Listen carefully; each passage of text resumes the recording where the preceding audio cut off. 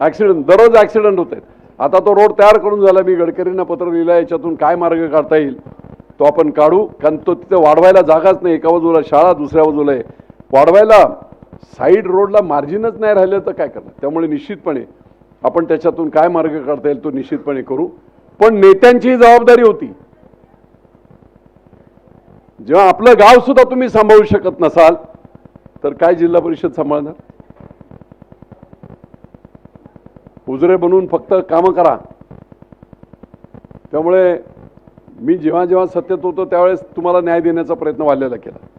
5 वर्ष पूर्णपणे संजय गांधी निराधार योजनेचं अध्यक्षपद वाल्याला दिलं होतं, माहित आहे ना, आहे की नाही माहित आपल्याला. 5 वर्ष त्यांचं त्यांच्याजवळ. पण या ऐतिहासिक अशा वाल्याला न्याय देण्याचं काम आपण निश्चितपणे करू. कोण उमेदवार निरेचा आहे आणि कोण गावचा आहे. अरे गावचा आणि फ्युचारी काय होणार आहे.